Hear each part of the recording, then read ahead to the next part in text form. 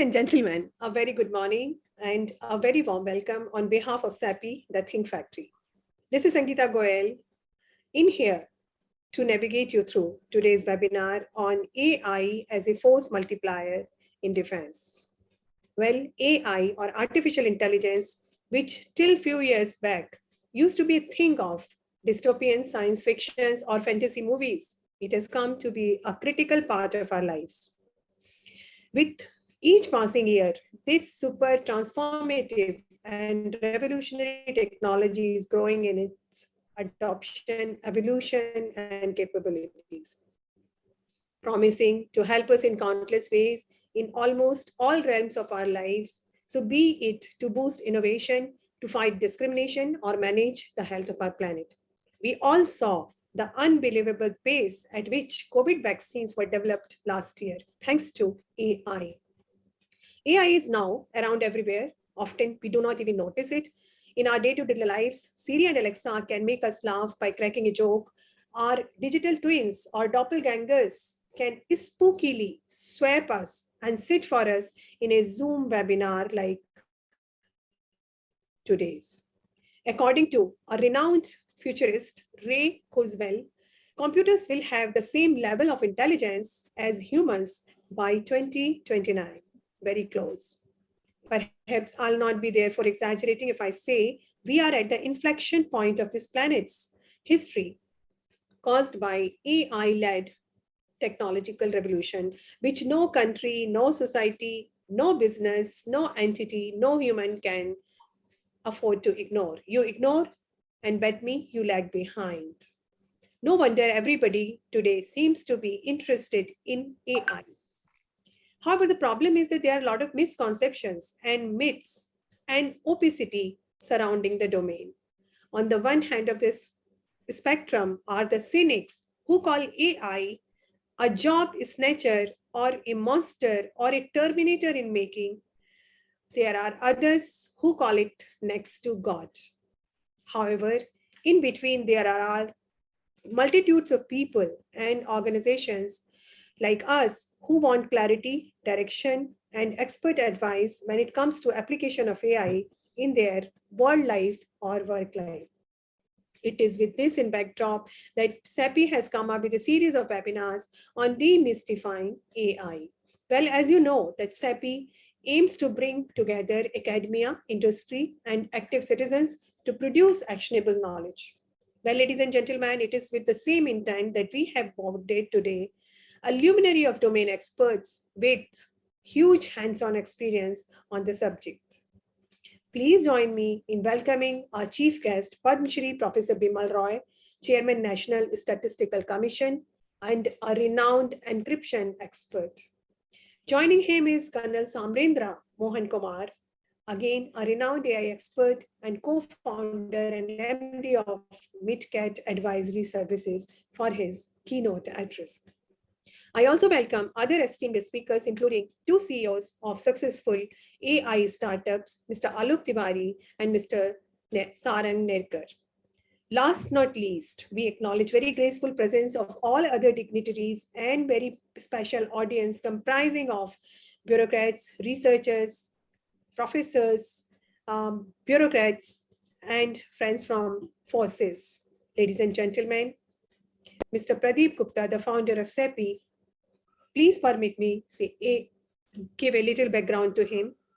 Mr. Gupta, he's the founder of SAPI, an ardent AI lover. He's a former bureaucrat who has worked in many capacities with many dignitaries. He brings with him huge experience in defense production and border management. Ladies and gentlemen, time to move on to our chief guest, none other than Padma Shri Professor Bimal. He is in the Minister of State rank. He's a PhD from University of Waterloo. He has also been director of very prestigious Indian Statistical Institute. He had been head of RC Bose Center for Cryptology and Security. He is known as a world-renowned encryption expert. Sir, over to you for your wonderful insights. Professor Bimal Roy. Okay, thank you. So let me start with Well, I thought one way, but I think I'm going to change my course of my talk.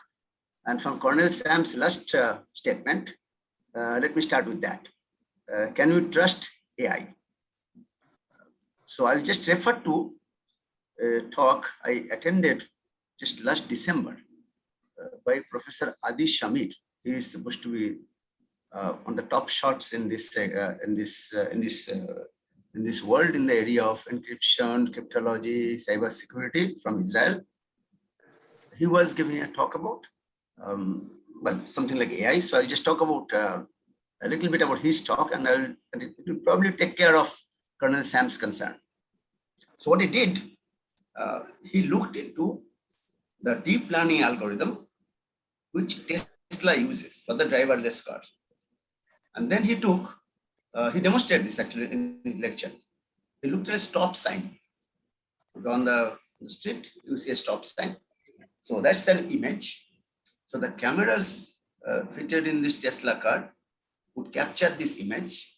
And image means what? This is basically a two-dimensional array of pixels having some gray level values there in each pixel. So that becomes the input to the Tesla's deep learning algorithm, which is supposed to be one of the strongest AI algorithms ever developed till today. And then what it does, so when it inputs to the deep learning algorithm, so this will give an output that, well, the car has to stop. So the output becomes that there will be a pressure on the brake and the car will stop. So what it does, it looks at the stop sign. This is an image, and with a lot of his insight and looking at that data, it changes the gray level values of some selected pixels so that visually it remains the same. It's a stop sign.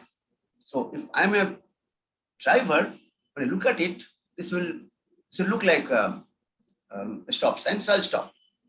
But if you input that picture, that means, again, what is an image? It's basically an array of pixels having some gray level values. But now the input is a little different. And if you input that one, and he computes this deep learning algorithm on this input, and the output becomes maximum speed limit 45 miles per hour. Okay, think how dangerous it could be. So a little perturbation in the input would actually destroy everything. So what he cautioned this entire AI community, that when you develop an AI algorithm, no matter how strong the algorithm is, you have to at the same time get a bunch of people who are experts in encryption and cryptology and security aspects to what we call adversarial attacks. So mount adversarial attacks, so look into the inputs more carefully and see if we're getting the same desired output. And Tesla's deep learning algorithm doesn't have that. In fact, one of the accidents that happened in the initial stage was due to this kind of issues. So that's your answer to, can AI be trusted? Probably with a grain of salt. So my advice would be to the entire AI community. So once you have an AI algorithm ready, no matter what problem you're going to solve, you should actually get into get collaboration with the experts on this adversarial attacks, who are basically the cybersecurity domain people. These are not hackers. It is very intelligent level of handling this input data. And if many of these adversarial attacks fail, then only I'll take it to be granted, the AI user. So this is my first advice. And in fact, Adi Shamir has given many examples like this. Tesla was one. I think I can probably get hold of this lecture because it was in Jaipur. So that Jaipur LNMIIT, they should have that lecture. So I could probably make them available to the entire community, a series of this. So that takes care of Colonel Sam's concern. So we really cannot trust AI unless we do something more on top of that, which is not really uh,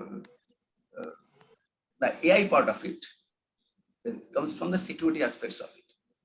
Okay, number two, often we have to, so we apply AI on data, but often there could be applications, but the data, I don't want to disclose the data. Okay, so often the data goes either obfuscated or encrypted in a strong portion. So no data on public domain. In fact, may go just the plain. In fact, I think I was giving a suggestion in my commission and also the Prime Minister that data should be made public, all kinds of government data except defense and intelligence. But again, with a grain of salt, we may put it a little bit obfuscated or masked, or if you want to make it much stronger, we encrypt it. Now, with this data, can we use AI? Because this encryption algorithms to transform this actual data to what we call transform data. Now, can we use this AI algorithms on that? And that part is, well, even the research domain, this is a wide open area. So this, I am having a joint work with the University of Warwick. So I have a joint project supported by the Royal Society. So we're exploring that. This KNN algorithms, one kind of neural net algorithm, whether they can accept encrypted data as input. And we found that certain kinds of encryption we can handle, but most of them we cannot. So we have to think of improving the AI algorithms if we can actually work on the encrypted data. And that is going to be a challenge for the AI community. So you are not going to get all the time a very plain, nice data. So this is our concern. We are doing research on that, and we are far from achieving our goal. So this is my next one. The two other things that I'll probably talk, which I wanted to start with, the concern about AI for the common people. I don't know if you have seen a film, a short film named Anukul. Many of you must have seen it, so you can just give a YouTube search. I think you should watch this movie. Anukul, fabulous acting by Saurabh Shukla and Parambrata Chattopadhyay. So I'll just tell you in 1 minute what is the story about. This is a story by Satyajit Ray. He's not only a filmmaker, he was a great writer also. So he understood the AI 60 years back. I think I read this story when I was young. And that time I didn't understand what he was trying to read. So this guy, there's a professor of university, acted by Saurabh Shukla, one of my favorite actors. So he's getting bored about his mates are getting absent, his driver doesn't come, all kinds of this supports he gets. They become lazy, they become absent, they don't work, they want more food, they want more money. So he gets very fed up. So he goes to a service center where they're actually renting robots, which can learn the behavior of the master. That's what is AI. So I don't think they knew the word AI, but what he was using, that these robots are capable of learning the behavior of the masters. So he gets that robot. The robot's name is Anukul. And the first day when he gets up, he yawns like this, and the robot brings or asks, "Do you want, sir, a cup of coffee or tea?" Okay. So he said, "Okay, make me a coffee banana." So he gets a cup of coffee. He says, "Oh, it's too sweet. Okay, put more." So then the robot learns it. So the robot learns little by little each and every behavior of his master. And robot does the work of all the support stuff he had got, mail, cook, cleaning, driving, etc. So he's very happy. So there's a little bit more events. I don't want to get into it. That's not my concern. Then one day he comes from the university and he says, "Anukul, I have to give you back to the center because I can't afford you anymore." Then Anukul says, "Why, master?" He says, "I lost my job." "Then why, master?" He said, this university has hired another robot like you and put in my class. And from next semester onwards, he's going to be the teacher and I'm losing the job. So this is, the movie was made in 2017, but the story was written in 1960, maybe even late 50s more. So this was a matter of concern by Satyajit Ray, that if the robots come or the AI, are they going to replace the humans? So this is my another concern. It's not that why can I trust AI? Is it that AI is going to replace the humans?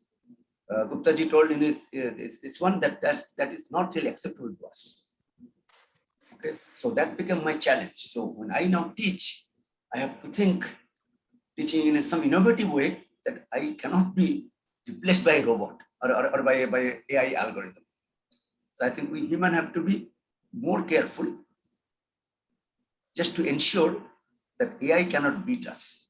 Even though people are predicting by 2030, the machines will be as intelligent as me, but I think I'll also go into the work of the other side of human have to evolve with other way of thinking of in us, which probably cannot be learned by these AI algorithms. That's also my challenge. So that's what I'm also trying to work on, that I want to evolve a process of thinking which is difficult for an AI algorithm to learn.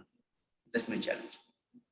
And the last thing I'll talk about, that there is a huge contribution of, I would say, my institute's founder, P.C. Mahalanobis, and I'll tell you how he comes into the picture.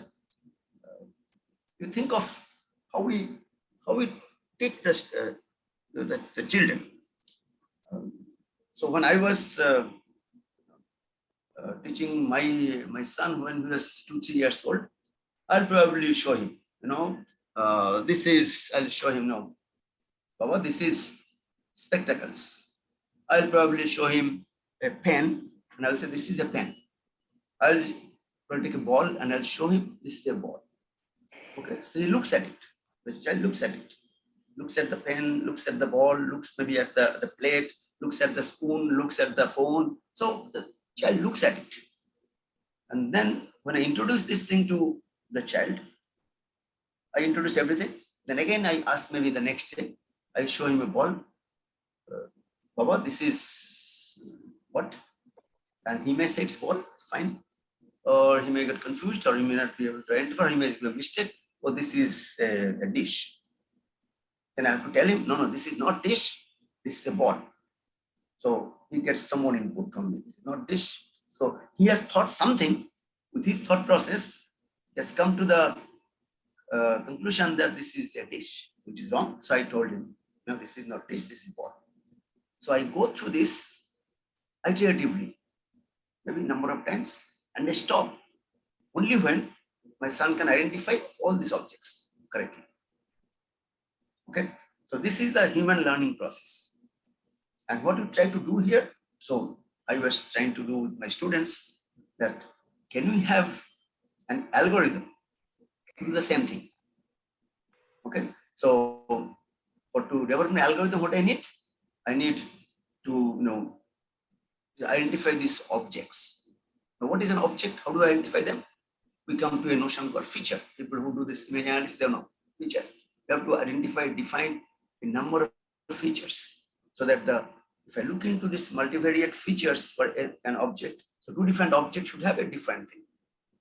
Okay, and then I try to build a model where I give this input and output will be what is the object. Okay, so this is what we do number of times, and then finally when we actually fit a nice algorithm, we have to change the algorithm steps and this and that, so on and so forth.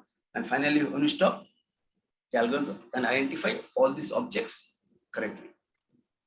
Now, here what is very important here, when you look at these objects and the features, there is a notion of similarity or dissimilarity. That is the main feature the algorithms try to capture.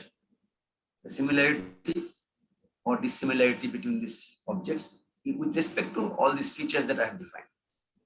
And that's where comes what we call the Mahalanobis distance, introduced in 1930s.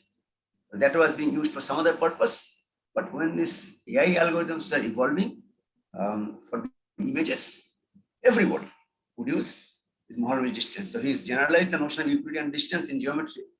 So I don't want to get into the details of this Mohorovich distance, just for another occasion.